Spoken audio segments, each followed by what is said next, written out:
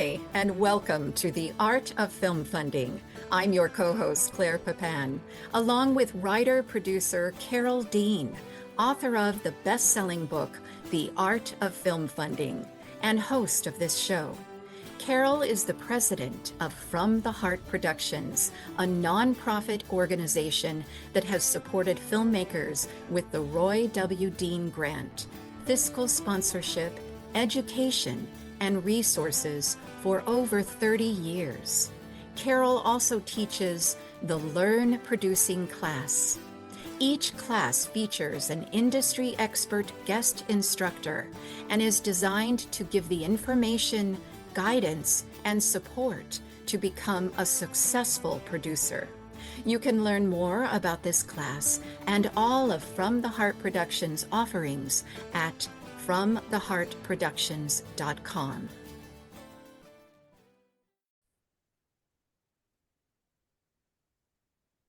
So glad you could join us on the Art of Film Funding podcast, where we give independent filmmakers the tools, insights, and inspiration they need to bring powerful stories to life. And From the Heart Productions is a nonprofit that has supported independent filmmakers for over 3 decades. Today's conversation is one I'm especially excited to share. Our guest, Christine LaMonte, is a producer, director, writer, and former film marketing executive at Universal, Disney, and Orion. She's the founder-president of LaMonte Productions, where current projects include VIVA VERDI, the feature documentary Shortlisted for Best Song, where she serves as producer, writer, and executive producer. Also on the award circuit, WEIWEI'S TURANDOT, a co-production with Italy's Incipit Film and LaMonte Productions.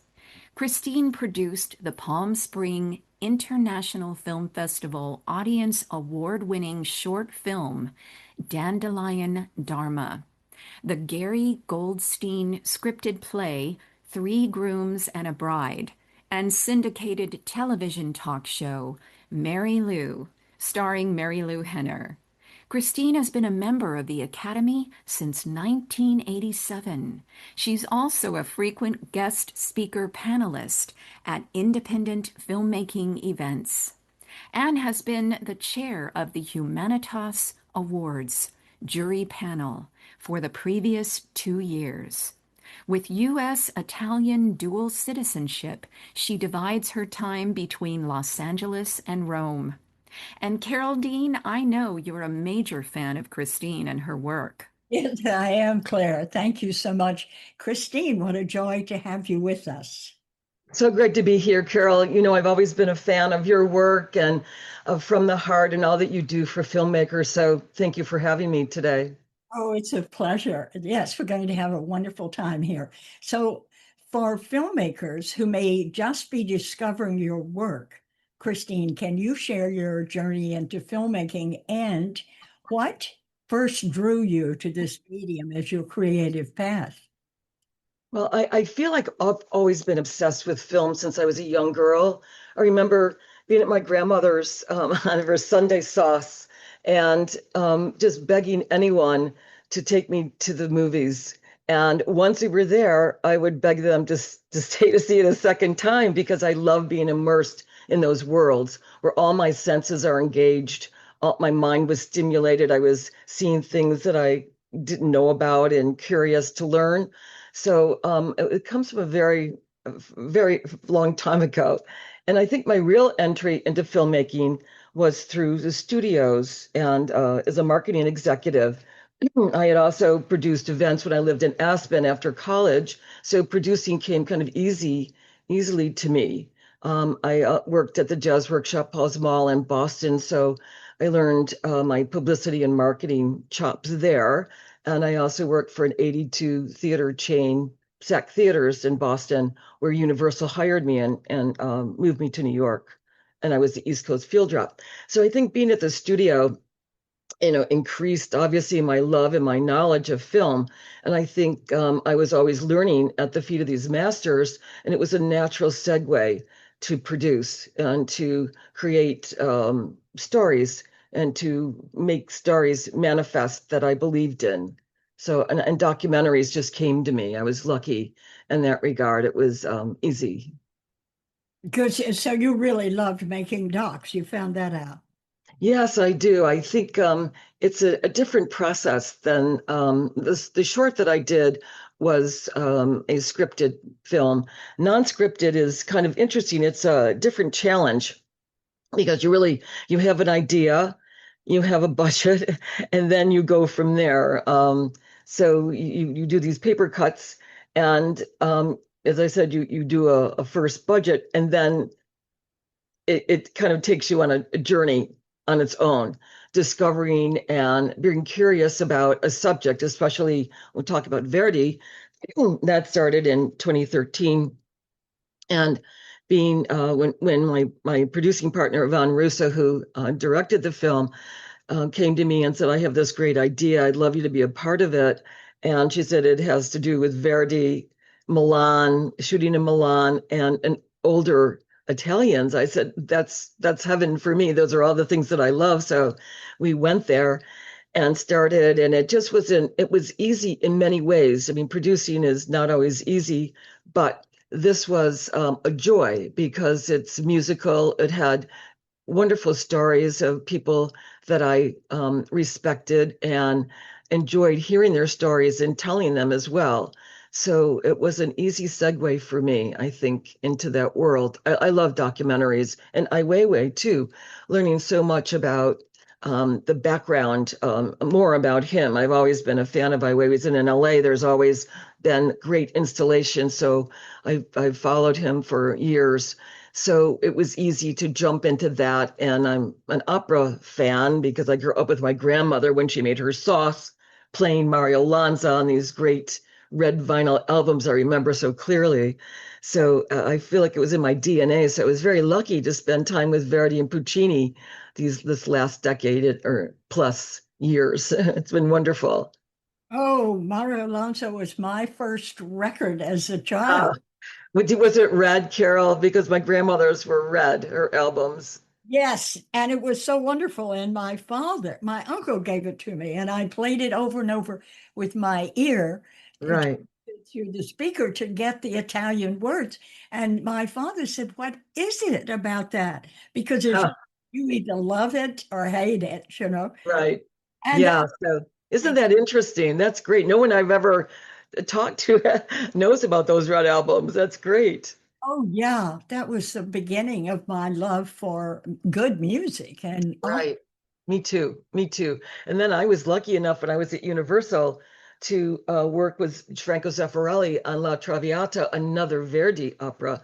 So I've been blessed, very blessed in that respect. He kind of took me under his wings, and I got oh, even a more proper education on opera and spent a lot of time with him in Italy and here. So I've been very lucky. The opera gods have smiled on me. So it's been good. Very good. Zeffirelli did a set for an opera in New York. I've forgotten the name, but I went with season tickets all the time. And when the curtain opened with Zeffirelli's background, everyone said, "Ah!" And they inhaled. We all inhaled together. It was so gorgeous. Oh, all of his work is just beyond. Tosca is probably one of his most famous ones, but as well as Turandot and La Traviata as well. So he does a lot of Verdi and Puccini. Yes, it's marvelous. Oh boy, you're getting to work with the very, very best. How Very wonderful. lucky, very lucky, right?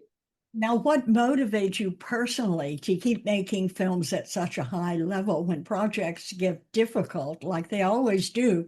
What keeps you? Well, I think I really love a challenge. I'm an Aries. So I grew up with four brothers, so no sisters, and that was a little challenging as well, but I met the challenge and they kind of groomed me to be able to respond and, have an opinion and be able to back it up. And I think that was important growing up And I also had a Catholic education that was very good and was always questioning and introduced me to new things, very curious about things. So, and I have a great passion for the arts. I grew up with the arts, as I said. So, when I believe in a project, I embrace it full on.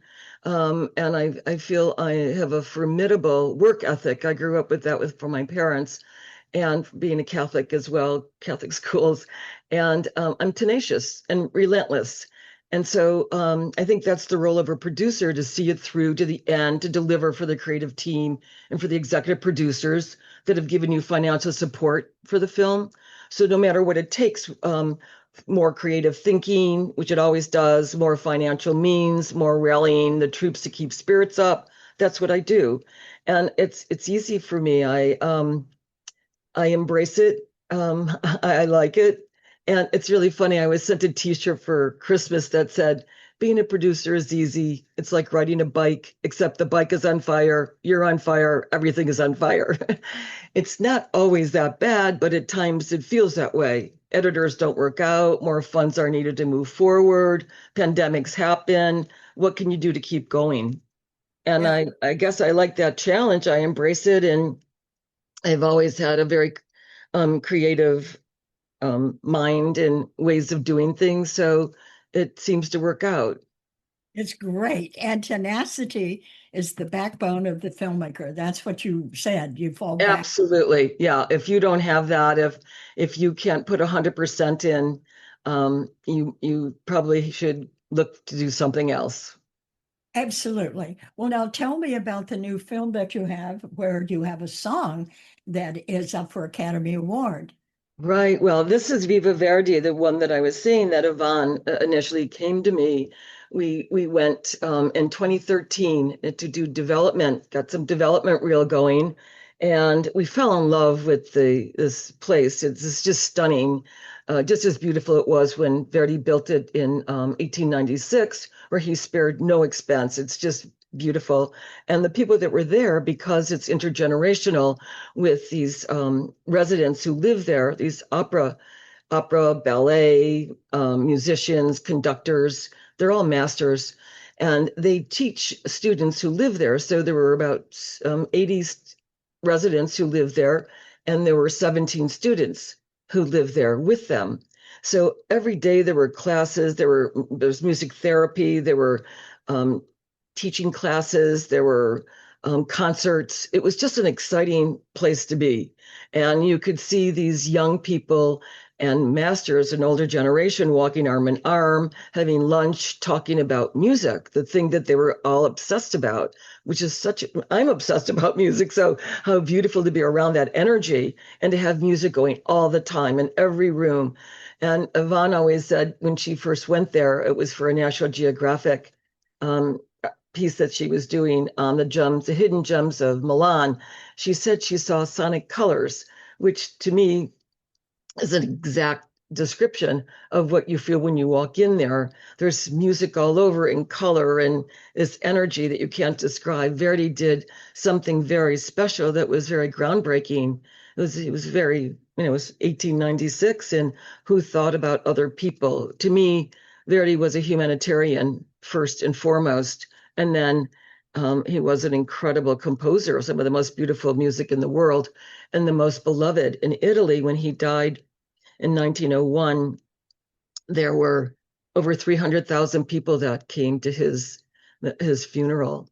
And these photos are remarkable. People are sitting in trees, and he was just beloved. So to have that legacy in my hands with Yvonne and the artists that we chose to work with us was a responsibility that I did not take lightly. It was a very serious thing for me, especially because I loved opera so much. So growing up and having that handle with Verdi especially, and then with Franco Zeffirelli, and then having this in my hands with Yvonne to create something, we set an intention the first day, and we said, sorry, this would be the most beautiful film. Every frame, every sound will be like Verdi's legacy. It would be like his legacy, like his music. So we would remind each other all the time when it was a matter of a cut or someone that we were hiring. We wanted them to fit into this intention, into this idea that we had, this goal that we had for this film to be beautiful on every level, artistic, like Verdi's work. So we had a development reel created. We did an Indiegogo campaign and raised money, went back a second time and got beautiful footage. We brought on Jacek Laskis, incredible cinematographer who worked with Robert Altman. He was one of the best. Oh, And yes. yeah, from the Polish School of Cinema, right? Cinematography, the best. So he was there with us. And then we came back. It took a lot of time because you would raise money, as everybody knows, you kind of patchwork this together, quilt patchwork these things together. You raise money, you could do a little bit more, hire an editor. And we had Federico Rodelli, who is I hired as an AP initially, but he was our man on the ground in that area in Parma and Milan. So he eventually, now he's a co-producer on the film, but he was one of the cameramen. And there's a lot of these concentric circles in my life. So Max, it goes back to Maxime Derivenko. When I was living in Rome, he was my mentee. One of my friends there said, I have a son who's in school. We think he's talented. Would you look at his film? I looked at his film. I said, oh, this guy's brilliant. He's an artist. And so I helped him with his film. He ended up being the director of WEIWEI'S Turandot, which I'll get back to. So that was in 2012. In 2013, I'm up in Milan, and I said, Maxime, you got to come up and be our cameraman. So he came up, did incredible work at a young age. I think he was 22 maybe at the time, 23. And so he did beautiful work. As I said, we created this reel, raised more money, went back, and then we came back and Federico Rodelli created a string out. We had a paper cut. He created a string out. We put all these select scenes together, created the string out, and then went from there. So going on, the pandemic happened. We were able to edit remotely with Yvonne in New York, me in LA, and Federico in Parma, and we went from there. And so it was, you do whatever you can. So we ended up with this beautiful film, did a lot of festivals, about 20 festivals. We had our launch, our world premiere at Woodstock in 2024 in October. Then we went on to Santa Barbara and Mendocino. We did Hot Docs. There were so many great festivals that we did, and it gained a lot of momentum. Then we had our LA opening for Oscar consideration, qualifying week at Laemmle. Greg Laemmle's the best. We love working with him. And that was in October. And then we submitted, and we were a contender, which was great for Deadline Hollywood. We ended up being a contender with Ai Weiwei and with about 10 other documentaries. And then we ended up being shortlisted for our beautiful song that Nicholas Pike wrote, Sweet Dreams of Joy. And this is the thing, Carol, that we talk about is his networks, right? Being an Academy member, I'm very lucky to be in LA and going to screenings and events. I meet a lot of my peers. And somebody introduced me to Nick and said to Nick, Christine's got a great project you should get involved with. So Nick said, why don't you send me something? So I sent him this 11-minute reel that we had. And in 2 days, Nick was inspired. He's he's British and Grammy Award-winning composer. He sent us back this amazing song, Sweet Dreams of Joy. And I said to Yvonne, this is really so stunning. She listened. She said, that's it. Let's do it. Let's hire him. We did. That was a while ago. And he's been a great partner for us. He's been with us all the way. We didn't always have the funds to, some people deferred some of their pay. We eventually paid everybody, but they hung in with us. And they were as dedicated as we were. And they were craftsmen. They were artists. And I think that's important when you can hire people that you know have the highest standards and the best quality and have a passion and believe in the project as well, as much as you and your partner, director and producing partner. So we were very fortunate to have him. And it's unusual. There were 65 other films that were up against these films for this coveted 15 shortlisted spot. And we were one of them, up against Netflix and the big studios, animated films, other films. And I don't think there's been very many arias. Our song is an aria that Anna Maria Martinez, the great mezzo soprano, she's incredible, performs for us. So we were lucky and definitely worth it and well deserved, I feel. So now we're up against trying to get to the final five.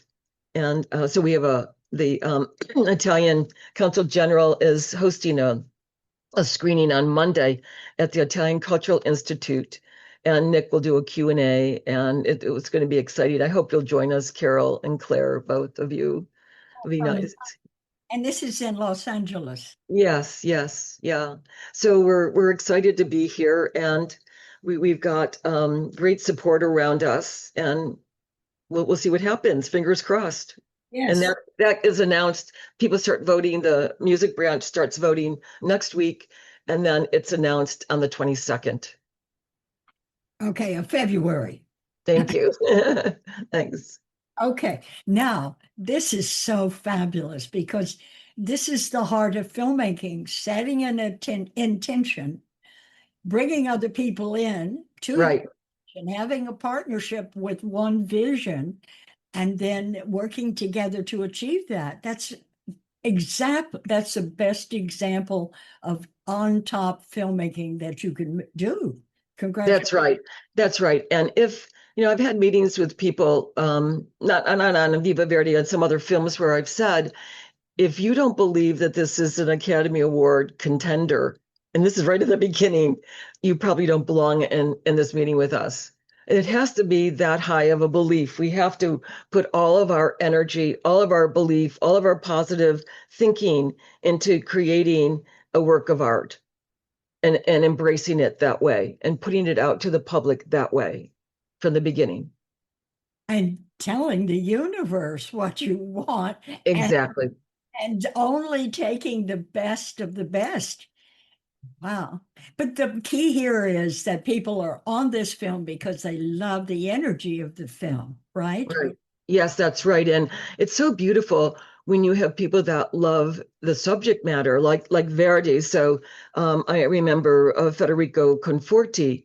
We had incredible editors. Federico Conforti was our lead editor then, and Dariana Cardilli, both Italian, both living in LA, that I found and hired. They were incredible, and they brought such sensitivity and nuance to our film. And I remember Federico coming with all these new ideas about Verdi, and Dariana, being able to go to these arias because the Italians are versed in the arts from the beginning, from when they're very young. So they're able to sing any aria. They can talk about any philosopher. They can recite poetry. They embrace the arts in a very big way, more than the Europeans, I should say, and probably South Americans as well.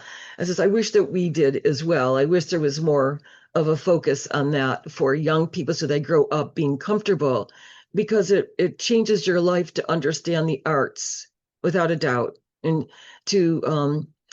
it brings joy. It's a rewarding thing to go to concerts, to be moved on different levels by the arts, by music, by reading, by poetry. Wow, that's so true. Thank you very much, and good luck with that. Thank you.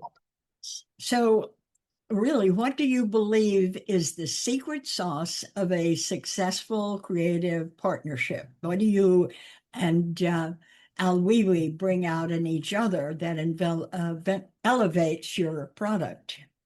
Well, I think that trust and a shared vision make for a great relationship and open communication. Sharing intentions and goals on a film are essential. As I said, Yvonne and I did that in early 2020, 2013, and repeated it to ourselves and to each other throughout the process, trusting your intuition on things as well, setting high standards. And those red flags, when they come up, only look at them once and then act on that, because when they come up, they will also come up a second and third time. And by that time, you're in trouble. So trusting your intuition is essential, and especially when it comes to red flags. Honestly, if something's not working out, an editor doesn't feel right, just discuss it, open communication, and move on. That's what I feel. And I think that's important that, as I said, you all can agree that we're doing this together, that it's sacred. Work is sacred. And when you have the responsibility, especially of someone like Verdi's legacy on your hands, that's a big deal. And that's a sacred thing. And it's the same with Ai Weiwei and Puccini. That's important. So that we all agree on that and go move forward together as a unit. Yes. Is important. Right. As a unit going forward. Right. Right. So will your films constantly feel thoughtful? They do feel intentional. I mean, you get into the film and it's there. You're so engrossed, you don't think about anything. And so what are you most focused on during production to ensure that level? You want the best people of the highest caliber, and your script has to be perfect, right? Tell me more. Well, yeah, it's a very interesting balance between intellect and emotion, right? And you, as I said, you start with an idea, you do a paper cut after you've been there and understand, what's in front of you, and you have a budget and you have a log line and maybe some marketing ideas. I always have marketing ideas, so that's a given for me. So, and then you go from there, and you have to be steady and have some stability to keep a focus on the goal and the intention, and what you're initially trying to create, but also be flexible enough that if it goes in a different direction, that you can support it in ways. So to me, it's like you're a sculptor and you have a block of marble and you start chipping in. That's when you're creating all these you're filming, and then you're starting to see a shape and a form, and then it kind of develops itself in a way. I really believe this creative process. I think it's all kind of challenged, or I'm sorry, channeled. Um, I believe in other dimensions, and I believe this is it's all out there. I remember living with a lot of my boyfriends were musicians and composers, and I remember their fingers were always going because they were always listening. They always heard things that maybe we couldn't hear. So I believe the arts are there. You kind of breathe them in, you bring them in somehow, and then you exhale them out and create and manifest these things. So I think this balance between intellect and emotion is important. And as I said, the intention, the goal, but being flexible enough to give if we have to. And for a producer, you have to stay on track. You have to be careful with your budget. You have to make sure everyone is safe, and so that they're able to do their best work. Intimacy and authenticity is essential as a filmmaker on film. The partners that you choose to get involved with, if it takes more money, if it takes putting it on your card until the funds come in, you do it. You just have to believe in it. You don't settle for second best or anything that's inferior. If you have to wait, you wait. As I said, safety is important, so they can be stress-free. And encouragement is important too. I mean, that's the job of a producer as well, just to encourage people to keep going, to give their best, and to be a part of the unit, and to trust that everything will work out. And even if we have to go back to revisit something, get better archival or whatever it is to find a balance, respect for the subject, our story process, our creative process is also important, respect for the people that we bring on as well. Exactly. Well, what I have heard filmmakers say and what I have seen is that when you think you know the film, but when you turn on the camera and people start talking, a whole new world opens up to you. Right, right. And that can take your story in a whole new direction. That's right. That's right. It does. Um, it happens, as I said, you have an idea of what it should be, but then you start, it could go in different directions. You just have to trust that, stay true to the core, the gem of what you're trying to do, but then trust that it's going in a direction and let it go. The stories that we were had an embarrassment of riches with both films actually. With Viva Verdi, we had so many rich stories to follow. But when you start with people when they're 91, and you try to get an arc, and you go back, we were lucky to go back 3 times to Milan, and so some of the people after the first time ended up in the fourth floor, which is the area where there's assisted, either people going into dementia or Alzheimer's. So we had to shift gears a little bit and pivot a little bit and concentrate on some other people. But there were so many that had rich stories and that we fell in love with. Claudio Giambi, for me, was one of the ones. He was a shaman. You would love that, Carol. He did energy work. And so all of his books were all of my books at home, from the Castaneda books to Zen, Zen Buddhist books, to all these great religions. So our conversations were very philosophical and exciting. And he had such a great following. He was an actor in movies. He was on stage as a theatrical actor. He was a great baritone in La Scala, La Met. He had a beautiful story. And you just fell in love with him. He was bigger than life and so kind and so loving, and had a wink in his eye and a little mischief here and there, but so sweet and wonderful. And we were lucky to have a diverse group also with Chitose, Japanese coming from Japan and taking so many days to get to Italy because she couldn't sing Italian opera in Japan at the time. And because I lived in Japan for a year, I was able to speak some Japanese with her and relate on these very different levels. It was a very enriching time for me, very joyful, and just being able to film in Italy is always a joy. There's a different way of living there, a different way of life. I have my Italian citizenship, and I've spent a lot of time there. I go back and forth a lot. So to be able to work there on three documentaries has been such a dream and such a gift. And I'm very grateful for that. With Ai Weiwei as well, we had a very rich archives to pull from. Ai Weiwei gave us his archives, access to his archives, which was so generous and kind.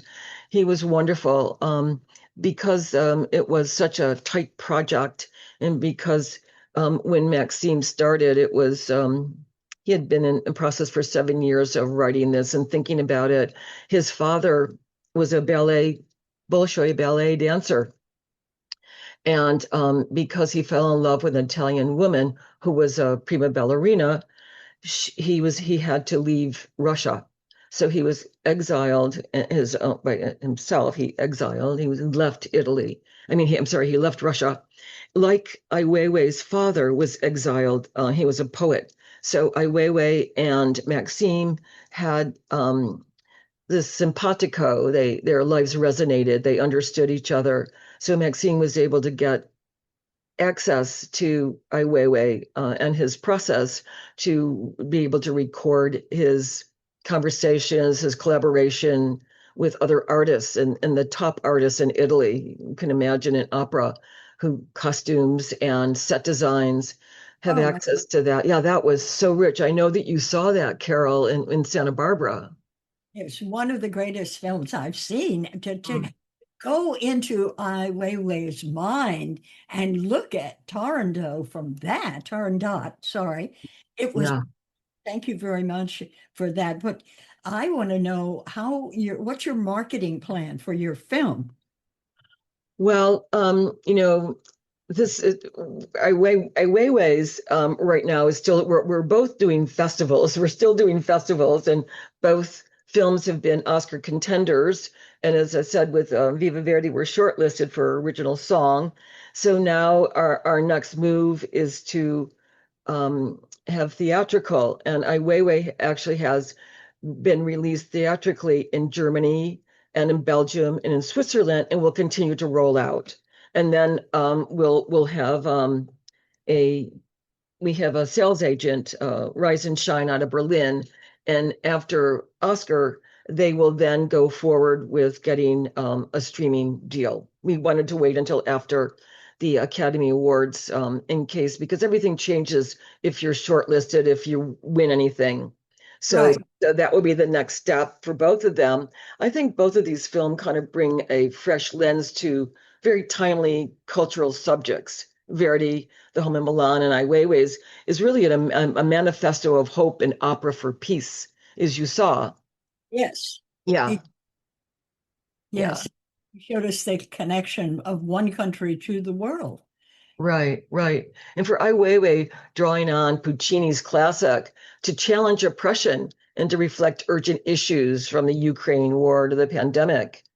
It was exciting, and we knew it was going to be like that right from the very beginning. So I am consider myself an activist, and then I brought on Andy Cohen, who had worked with Ai Weiwei as an executive producer on some of his other films. He's a journalist and an activist, and then he brought on Julian Lennon, a great activist. So, and then Marcy Polier, my friend, I brought in as an EP as well. And we've all understand that this is such an important thing to move forward. That films like this really can change the way people think, their perception, and their preconceived ideas. And that was an important thing for all of us to embrace and share. There's another thing that we shared, the intention, right? Yes. And agreed on the goal of this. Oh, this is so important. Intention is a key to manifesting your future. I believe that. Absolutely. You know, Carol, I always wanted to live in Rome, and I had this R it's made out of and it's this interesting material, and it has a red tassel. And I put it in front of me for years, and I said, this is going to be the key to my apartment when I live in Rome. And that set this intention, and that materialized, that manifested. And it's the same thing with film, with art, with anything. I think it's important. There's a thing when I lived in Japan, there's a thing, the daruma. I don't know if you know what a daruma is, but I have one for you, Carol, and for Claire too. It's a Buddha that has sat in meditation so long that he's round, and he sits on his hands. And so if something pushes him back, he bounces back to the center. If something attacks him from the side, he comes back to the center. And it has two empty eyes. And when you start a new project or a new year, you fill in the left eye and you keep the right one blank until your idea, your inspiration, your wish is manifest, and then you fill in the other one. But you keep this Dodoma next to you because looking at it intensifies your intention, because you're thinking about it, you're imagining it, you're visualizing it, and it helps bring in the reality and helps you to manifest this. So when I'm always giving them out when people start on projects to and that helps us to manifest and to intensify the manifestation. Oh, how lovely. What a perfect gift Claire and I. That's right. So you'll have two very soon. Right. Perfect. All right. Now, what about creative discipline and daily practice?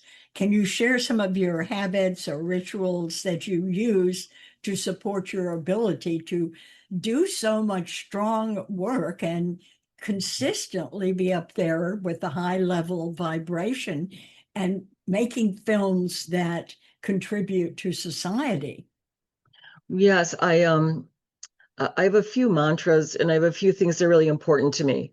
saying yes and showing up is essential. Um, I think there's such power in those three letters, yes, much more than no. And a lot of people think that no is the thing. I think it might be male oriented. I hope I don't get into trouble saying that because women obviously do that too. But that CEO the thing of control and saying no, but saying yes to me is the big deal. Showing up, saying yes, showing up, being fearless, praying, for something is that's an intention, meditating, taking a break and looking at things from the short end and the long end, keeping your stamina up if working out, getting fresh air, finding a balance in your life if you can, although most producers that I know are obsessed and driven, so it's kind of hard, but you do the best that you can so that you have a fresh mind and fresh energy and fresh attitude. That's why I love working with emerging filmmakers. They have unusual approaches and unusual ideas. And I work at keeping that fresh in myself as well, and that helps me. So I always have interns around. I'm always teaching if I can, or giving a class or a course or workshop. I like that. Oh, that's wonderful to hear. So where would they find out about that? On your website or something you can share with us? Oh, sure. Yes, it's the LaMonteProductions.com. Mm-hmm. Yes, I list those. I just did one for Green Light Women, and I wanted to say that those organizations are so important as well. Places like Green Light Women, the IDA, the Documentary Producers Alliance, the Alliance of Women Directors. All those things are so important because you have a network of people to bounce ideas around, to network, to learn from, and I have found those invaluable. And from some of those, from women independent producers out of New York, I've formed a small group of five of us, five producers, and we share our our angst, our joy, our wins, our losses, and the all of us are much richer and smarter because of that. So every Monday at 10:30, we meet for an hour and just give a little, update. And that support is remarkable. And even being able to talk about your process and or your problems helps to identify, and then it helps to clarify what's needed. And they all have ideas. They're all smart, incredible women that I respect, very successful. And so those are important things, I think, also for emerging filmmakers to understand and to embrace. That's brilliant. What a kind thing to do. I'm sure it's beneficial because sometimes my problem is recognized quickly by the other producers. They've been there, they've seen other people in that place, and they can share guidance, and you don't feel so alone. Exactly, exactly. It's so important. Yeah, and those women, they got my front, my back.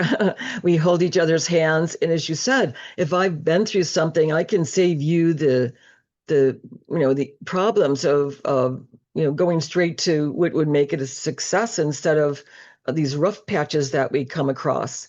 And also people, if I've had a good experience with a distributor or with a festival, we share those too. It's really important. Introductions, we introduce each other to different fundraisers, to different festivals, really help each other a lot. And they're very smart, very and lovely and loving and kind and non-judgmental. So you it's a safe place to talk. A Very safe, important. yeah, a safe place to talk. Right. Right. You have so much responsibility as a producer. Maybe it starts with safety first, feed your crew, and go and get everybody on the set, regardless of what's happening with weather, traffic, whatever, on to getting an Academy Award nomination. It's a marvelous journey that you're on here. Carol, I'm very lucky because I am studio trained. I was in that army of studio executives, and it's fierce. and there's a lot at stake, so you can't make a mistake. And so I bring that with me to the indie world, and it's daunting sometimes for some people because I'm very strict about certain things because I bring this studio training with me. And some people don't have that, and it's an unusual thing to because they're a little bit looser. It's an indie production. But I have found that the reasons why studios are successful and some films are successful is that they have this playbook that you go by. And that is that you have an image and a log line that you don't change until you have to, till it's distributed, because changing things is confusing to the public. So it's branding. There are so many levels that as a producer who understands marketing, as I said, especially from the studio perspective, it helps us to organize and to understand step by step what's needed. There's definitely a rollout. And I'm lucky to know a lot of the press because I've been in the business for such a long time, to know a lot of the distributors, to understand how things work, and to understand some of the secret ways of maneuvering, of getting around. So if anybody can get an education in the studios, I definitely think it's the place to start, or at a PR agency. Because if you want to be in film, it really helps you to understand and to position things. We don't have to hire an outside PR for the life of the film until we get to the end, when we have a big strategy, and you need obviously some people to get reviews and to do other things. But all along, if you've got someone who comes from that world, they're able to bring a richness of experience. And I've been lucky to be able to do that with both films. And I think that's helped us to get to where we are. And strategically, to have a strategic marketing mind helps you. So if you can bring that on board, that's one of the secrets, I think, is to have somebody who understands that world that can bring those things to the film. Absolutely. Thank you so much, because that's just what filmmakers need to hear. That old world is crumbling now. And That's right. anyone who had a part in that is so valuable. It's important. I agree. Because a solid base keeps things steady and stable. And that's what you get from that studio education. You build on these solid blocks. We were at a studio, you would have that log line, you would have an image, a poster, you would make that right away if you could. And you would have some marketing ideas. Those were springboards that your editor, that your cinematographer everything would spring from that. And it was like an intention and a goal that was set together that you would agree on. And this was the base for a film. You go from there. You go from there. That's intentional filmmaking. That's right. That is wonderful. Thank you so much for sharing with us. I sincerely appreciate it. Yeah. Yes, and I, this other film that I have, this third Italian documentary, Children of the River, is another very interesting thing. I like unusual approaches. This is slow cinema, and it's more meditative. It's less dialogue and more visual. It's really beautiful. It's about three men who live along the Po River in search of ancestral roots. And it's really beautiful. It's in post-production. And so I'm excited to get that out as well and into festivals this coming year. Be exciting. Oh my goodness. Well, please, Christine, we need you to come back and tell us about that. I will. I would love to. Oh, Yes, I will. Thank you, Carol. I love talking to you. It's talking with you. It's exciting. We have very similar mindsets, especially because of that. I think I have a spiritual approach to the arts. Exactly. You do, and it works, and you trust your intuition. And thank you for sharing that because so many people don't want to talk about that. But this is the key to a good producer. Well, I think so. It's worked for me. I'm very proud and happy, especially after Viva Verdi with 13 years and Ai Weiwei with 7 years of being at this place where, really robust film festivals and great reviews, amazing reviews, audiences loving the film and coming up at festivals saying, we can't thank you enough. We are hungry for this kind of intelligent, sophisticated fare that we don't find. And festivals saying we need an encore screening because of an audience demand. That happens so many times. And even this summer, Woods Hole coming back to us and saying in the fall we want to do another series, a dinner and a film, and your film is one of the ones we'd like to do that with. So it keeps going. It's very strong to have films that you believe in that have that reach that have a humanity to them, that have a something to think about, something, and that's the difference. You think about great films. What makes a great film, right? A film that you think about, a film that you go back to, a film that you can change your perception of things, that makes you think, that you want to see again and again, and that you want to talk to your friends about.